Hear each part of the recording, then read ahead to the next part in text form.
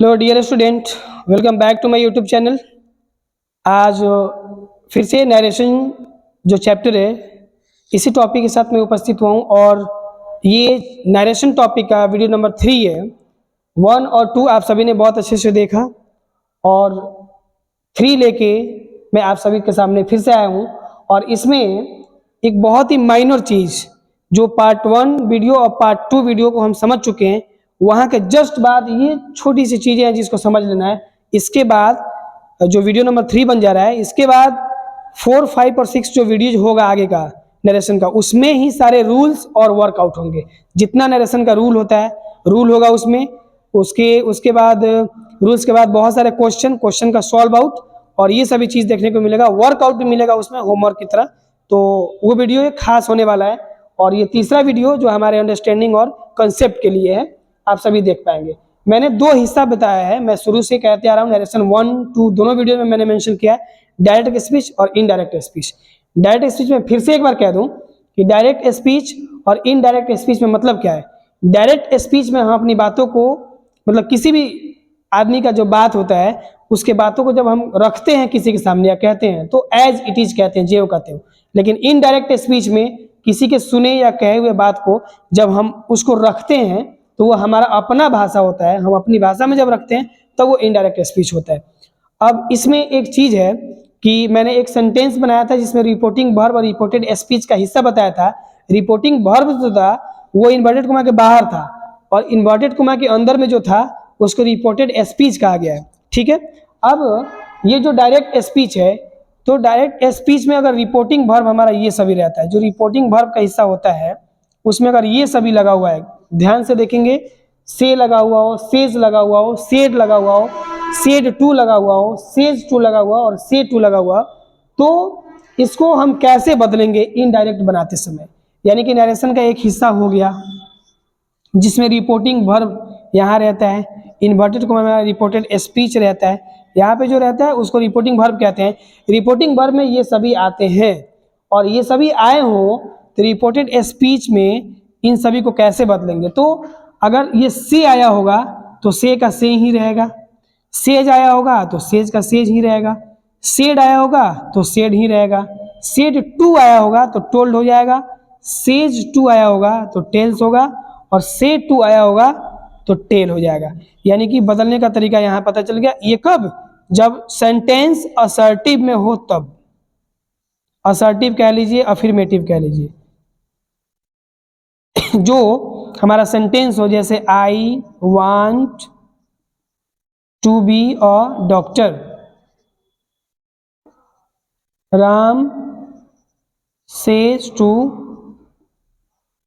सीता, ये हमारा reporting verb है। यहाँ पे says to Mila, says to Mila तो सेज टू मिला, तो सेज टू के बदले में क्या है? टेल्स। तो हम यहाँ राम टेल्स कर देंगे, सेज टू बदलेगा। क्यों? क्योंकि ये अफर्मेटिव में था और यही शर्त लगाया कि अफर्मेटिव में अगर सेंटेंस हो तो हम इसको ऐसे में बदलेंगे। अब सबको सामने हम कर देते हैं, आप सभी देख पाएंगे, ये सबके सामने है। ठीक है, अगर इसमें यानी रिपोर्टेड स्पीच में जब हमारा ये ask, inquiry, want to know, ये कब होगा? जब इंट्रोगेटिव होगा।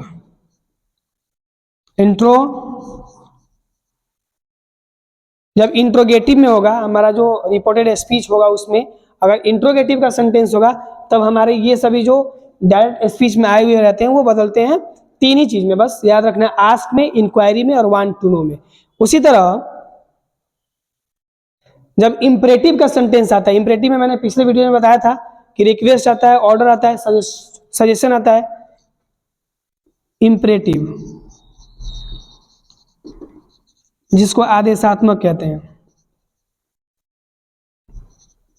आदेशात्मक। जब सेंटेंस में ऐसा कुछ हो जो इन्वर्टेड कोमा के अंदर हो और उस सेंटेंस में किसी रिक्वेस्ट की बात की गई हो, जैसे please give me a glass of water, या ऑर्डर की बात की गई हो, गो देयर, या फिर bring a glass of juice, या फिर ये सजेस्ट की बात की गई हो, तो ये इम्परेटिव का हिस्सा होता है। तो इसके लिए रिक्वेस्ट, ऑर्डर और सजेस्ट, जब हमारे इन्वर्टेड कोमा के अंदर आए हुए सेंटेंस में ये सभी लगे होते हैं, और अगर इन सभी चीज से होता है रिक्वेस्ट, ऑर्डर, सजेस्टेड, तो यही सभी लगाते हैं वर्ब के जगह पे, ठीक है। अब हमारा असर्टिव हो गया, इंट्रोगेटिव हो गया, इंपरेटिव हो गया, एक ऑप्टेटिव था जहां पे आप लोगों ने ध्यान दिया होगा, ऑप्टेटिव। तो जब ऑप्टेटिव का सेंटेंस हो तो ऑप्टेटिव में इच्छा होता है, तो ऑप्टेटिव में क्या लगाते हैं, ऑप्टेटिव में या तो हमारा आएगा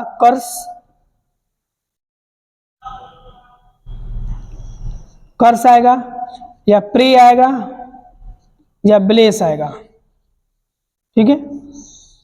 जब ऑप्टेटिव का सेंटेंस होगा समझ जाएंगे कि इन्वर्टेड कोमा में किस तरह की बातें हैं, किसी के लिए प्रे हो रही है, किसी के लिए कर्स दिया जा रहा है, किसी के लिए ब्लेस हो रहा है, तो उसको लगाएंगे।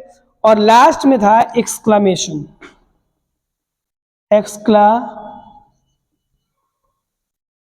एक्सक्लामेटरी या एक्सक्लामेशन।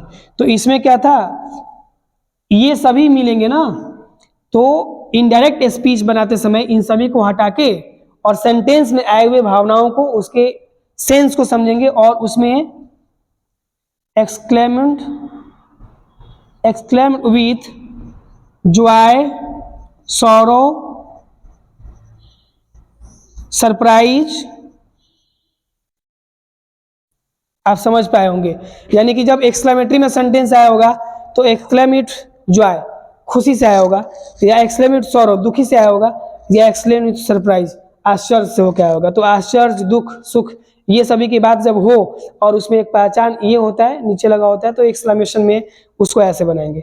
तो हम सभी ने समझा कि जब भी हमारा ये रिपोर्टिंग वर्ब में ये सभी वर्ब जो आया रहता है, इनको चेंज करने के लिए हम अपने सेंटेंस में जाते हैं जो इन्वर्टेड कोमा के भीतर होता है, और उस सेंटेंस में देखते हैं कि सेंटेंस हमारा असर्टिव है, इंट्रोगेटिव है, इंपरेटिव है, ऑप्टेटिव है, कि एक्सक्लेमेटरी है। अगर अफर्मेटिव है तो ये सभी बन जाएंगे। अगर इंट्रोगेटिव है तो ये सब के लिए मात्र 3 ही ये बनेगा। अगर इंपरेटिव है तो ये सब के जगह पे हमारा 3 यूज होगा, इसी 3 में से कोई ना कोई सेंटेंस आया होगा। और अगर ऑप्टेटिव हो तो ये सभी तो लगे रहेंगे, लेकिन इन्वर्टेड कोमा में इन्हीं 3 से क्वेश्चन आया होगा, या तो कर्स से, या प्रेस से, ब्लेस से, तो ये लिखेंगे। और लास्ट में जब एक्सक्लेमेटरी के बाद जहां तक कर रहे हैं तो ये सब तो लगे होंगे, लेकिन इन्हीं 3 रीजन से क्वेश्चन होगा, इन तीनों को बैकअप करेंगे। तो आई होप कि ये नरेशन का वीडियो नंबर 3 आप सभी बेहतर समझ पाए होंगे। और अब आप जब प्लेलिस्ट खोलेंगे नरेशन का, मेरा प्लेलिस्ट, तो मेरे यूट्यूब चैनल पे जब नरेशन का प्लेलिस्ट आप खोलेंगे तो वहां पे आप देख पाएंगे कि प्लेलिस्ट 1, 2, 3 उसमें बना होगा, और उस वीडियो को आप एकदम प्ले ऑल कर देंगे तो नरेशन वीडियो 1 चलेगा, और जहां से वो खत्म होगा 2 एडजस्ट होकर वहां से चलना शुरू हो जाएगा, और 2 जैसे खत्म होगा ये 3 चलना शुरू हो जाएगा। आप जब एक बार अलग अलग वीडियो नंबर 1, 2, 3 को देख लें, उसके बाद आप एक बार कोशिश करें कि प्ले ऑल करके और 1, 2, 3 को एक ही साथ देख लें।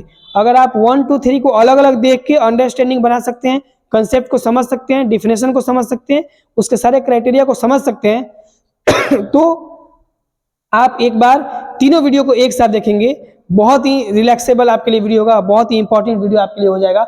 और आप जब एक बार तीनों वीडियो को देखेंगे तो नरेशन के जो अंतर्गत बहुत अच्छी एक अंडरस्टैंडिंग और समझ है वो आपके अंदर आएगी, और वो इतनी अच्छी से आएगी क्योंकि आपने पीछे से 1, 2, 3 देखा होगा अलग अलग करके। तो मैं भी ऐसा उम्मीद करूंगा कि आप वीडियोस को जैसे जैसे मैंने वीडियो छोड़ा है 1, 2, 3 करके आप वैसे देख लें, और उसके बाद आप एक बार प्ले ऑल करके 1, 2, 3 को एक साथ चलने दें और 1, 2, 3 को एक साथ देखें।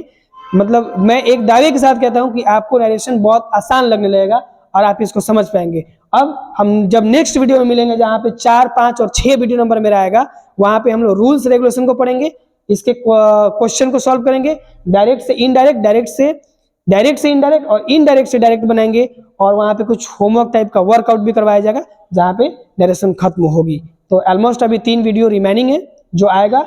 आई होप कि इस वीडियो को आप समझ सके होंगे। वीडियोस को देखें, लाइक एंड सब्सक्राइब करें, दोस्त तक फैलाएं। जो भी दिक्कतें हो, समस्याएं हो, कमेंट बॉक्स में रखें ताकि मैं आगे अच्छे से वीडियो बना के लेके आऊं। Thank you for watching this video.